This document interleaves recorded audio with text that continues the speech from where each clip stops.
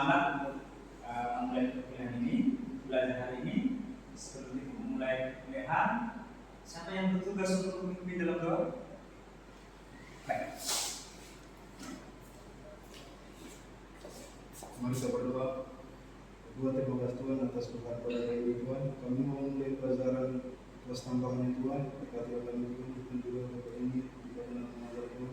Sekarang di dalam nama Tuhan Yesus kami berdoa. Amin. Terima kasih. Sebelum kita memulai kuliah, saya mau absen dulu. Friend Luis Mandela.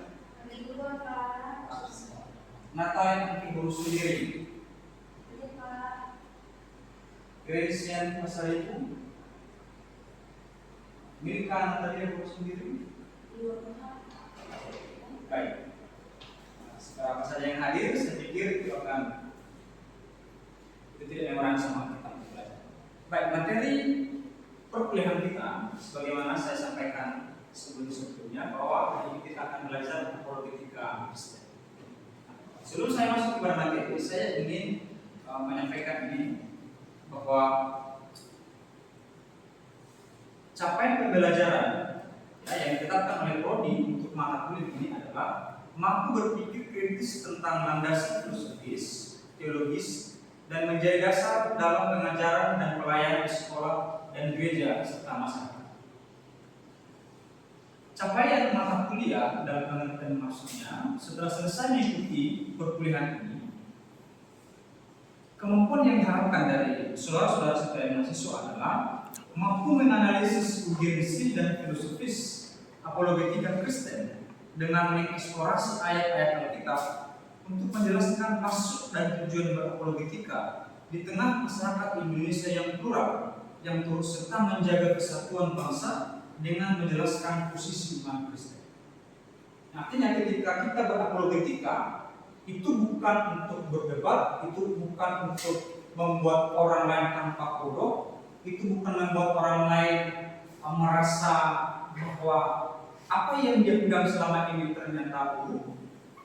Tapi kita mau menjelaskan kepada mereka kondisi iman kita dalam keseharian yang sebenarnya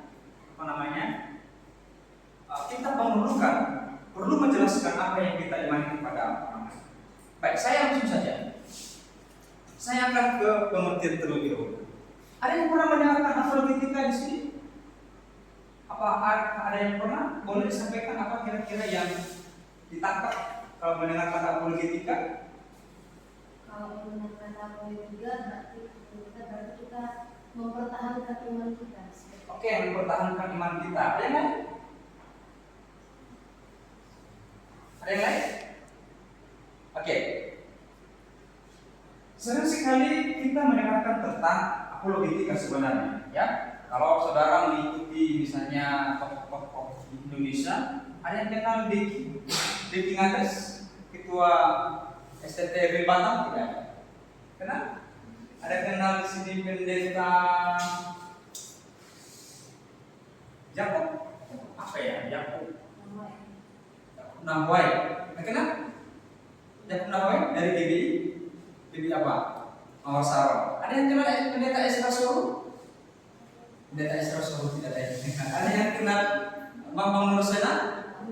Karena pernah berseminar di sini ya. Bambang Nursena itu adalah seorang apologetika. Apa maksudnya apologetika? Adalah orang yang memberikan pembelaan seperti yang tadi saudara katakan. Dalam bahasa Inggris, apologetika itu apologize, dalam arti permintaan maaf atau minta maaf, yang berasal dari bahasa Yunani apologia. Nah, apologia ini lebih tepatnya diterjemahkan sebagai pembelaan atau pertanggungjawaban dan membela diri atau mempertanggungjawabkan diri. Nah, kalau kita kaitkan dia dalam konteks iman Kristen, itu artinya kita mempertanggungjawabkan apa yang kita percaya. Ada orang yang bertanya, itu satu. Ada orang yang katakanlah dalam pengertian tertentu menghina atau merendahkan. Atau ada orang yang, iman Kristen itu irasional atau tidak masuk akal. Masa mereka mengerti tentang Allah dari Tunggal? Contoh. Nah, ketika ada orang yang bertanya, maka kita mempertanggungjawabkan Artinya kita memberikan penjelasan sebagaimana dalam konsep iman Kristen. Kita sering menjumpai itu. Nanti kalau saudara baca misalnya di dalam Perjanjian Baru, misalnya 1 Petrus 3 ayat 15 sampai 16. Tolong ada satu orang yang baca. 1 Petrus 3 ayat 15 sampai dengan 16. 1 Petrus 3 ayat 15 sampai dengan 16. Tetapi kuduskanlah Kristus di dalam hatimu sebagai Tuhan, dan siap sedialah pada segala waktu untuk memberi pertanggungjawaban kepada tiap-tiap orang yang meminta pertanggungjawab dari kamu tentang pengharapan yang ada padamu. Tetapi haruslah dengan lemah lembut dan hormat, dan dengan hati nurani yang murni, supaya mereka yang memfitnah kamu karena hidupmu yang salah dalam Kristus menjadi malu karena fitnahan mereka itu. Oke, jadi di sana ada kata mempertanggungjawabkan, ya, pertanggungjawaban jawab. Ada orang yang meminta pertanggungan jawab. Nah, itu dalam bahasa Yunani-nya apologia. Itu artinya apologia. Nah, dasar yang kita maksud berapologetika. Begini, dalam masyarakat kita, masyarakat modern, ada banyak orang yang anti terhadap apologetika. Mereka berkata itu tugasnya pendeta, atau itu tugas para dokter, itu tugas mereka yang sudah sekolah teologi. Karena apa? Karena apologetika sering sekali ada dalam konsep mereka tentang perdebatan. Memang kalau kita berapologetika, kita tidak bisa lepas dengan apa yang disebut berdebat. Misalnya ada yang bertanya, misalnya si guru bertanya kepada saya, kamu kok mau menjadi orang Kristen? Orang Kristen itu kan masa menyembah 3 Tuhan? Tuhan yang contoh. Masa sih orang Kristen harus beribadah pada hari Minggu? Kenapa bukan hari yang lain? Mereka mempertanyakan itu. Maka ketika mereka mempertanyakan, maka saya memberikan jawaban. Itu disebut sebagai berapologetika. Maka dia berdebat, kok saya mengambil makna dari literatur ini, hamba Tuhan atau teolog ini atau filsuf ini berkata seperti ini. Bukan, saya mengacu kepada filsuf ini dan seterusnya. Lalu ada semacam perdebatan. Memang kita tidak bisa menghindarkan diri dari perdebatan ketika kita berbicara tentang apologetika. Tetapi apa yang dikatakan oleh Petrus, ya, sebenarnya oleh Petrus ya, ini salah ya. Tetapi kuduskanlah Kristus di dalam hatimu sebagai Tuhan. Siap sedialah pada segala waktu untuk memberi pertanggungan jawab kepada tiap-tiap orang yang minta pertanggungan jawab dari kamu tentang pengharapan yang ada padamu. Maksudnya apa? Yang pertama sekali kita lakukan adalah menguduskan Kristus di dalam hati kita. Maksudnya adalah kita harus hidup dulu pertama di dalam Kristus. Lalu yang berikutnya adalah tetapi haruslah dengan lemah lembut dan hormat. Lemah lembut itu tidak sama artinya dengan lemah atau lesu. Atau kata-katanya ya sering sekali kan kalau misalnya kita buka Facebook, Instagram ada namanya sudah makan kau, tapi dibuat. Kalau kau marah janganlah dengan nada yang seperti tapi sudah makan kau dengan nada lemah lembut. Nah, jadi bukan itu maksudnya, bukan kata-katanya yang seperti itu, bukan kata-katanya, bukan juga nadanya, bukan intonasinya, tetapi kata-kata yang kita pakai. Misalnya lemah lembut dan hormat itu berarti saya ini tidak percaya kepada Kristus. Nah, saya tidak percaya kepada Kristus yang Anda maksudkan. Nah, itu bukan seperti itu yang dikatakan dengan lemah lembut. Ya bukan nadanya, tetapi perkataan kita itu harus tegas. Berikutnya adalah dengan hati nurani yang murni. Nah, apa maksudnya dengan hati nurani yang murni? Ada yang bisa memberikan pendapat? Ada yang bisa memberikan pendapat? Maksudnya hati yang murni, silakan.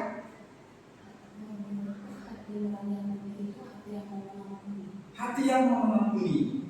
Nah, coba misalnya ketika saya bertemu dengan seseorang, orang skeptis, dia mendebat saya. Barangkali dia mau marah atau dia berteriak atau bahkan ketika dia merasa argumennya tidak dapat dipertahankan, maka apa yang dia lakukan? Dia mencoba bertindak kasar kepada saya. Lalu saya sebagai seorang Kristen yang melakukan tindakan apologetika, apa yang saya harus lakukan? Yang saya lakukan adalah saya mengatakan ke dia dengan hati yang murni, seperti yang dikatakan tadi, dengan hati yang mengampuni. Maka saya katakan, kamu tidak perlu bertengkar dengan saya, atau kamu tidak perlu daripada saya dengan mereka, atau kita tidak perlu berkelahi di sini. Kalau kamu tidak percaya dengan apa yang saya katakan, kamu boleh pergi dan saya boleh pergi juga. Tetapi kalau orang yang yang dimaksudkan oleh Paulus adalah orang yang tidak hatinya murni atau tidak ada hati yang mengampuni, maka dia bisa siapa? Sambil menentang, sambil mengadu jotos. Nah, maksud Paulus tidak seperti itu. Maksud Petrus tidak seperti itu. Kalau kita memberikan pertanggungjawaban, kalau kita berbicara kepada orang lain, haruslah dengan nah, artinya kita itu saja. Karena itu saya akan menyampaikan kesimpulan dari materi kita ini. Ya, saya akan menyampaikan kesimpulan dari materi kita hari ini.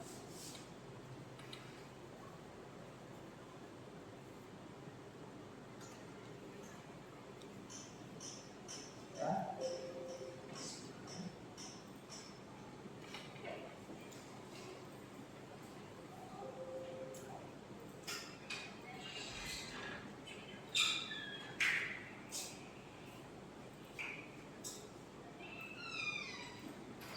Oke, setelah saya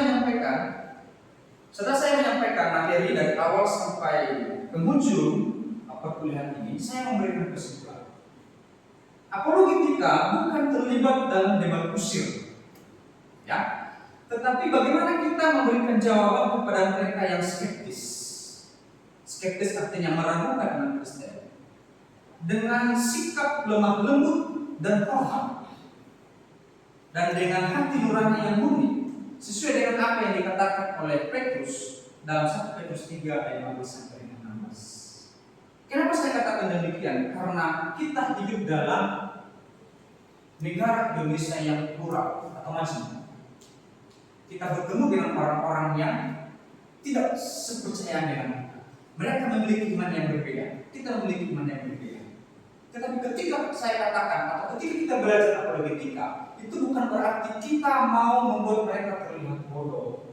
Bukan mau mengatakan kalau apa yang mereka lakukan itu benar-benar salah. Bukan mau mengatakan kalau mereka itu hidup dalam dosa atau mereka akan jatuh ke neraka kalau mereka mati. Bukan seperti itu. Tetapi yang saya maksudkan atau yang dimaksudkan oleh materi ini, bahkan Petrus sendiri dia berkata dengan lemah lembut. Kalau ada orang yang bertanya, kita berikan jawaban.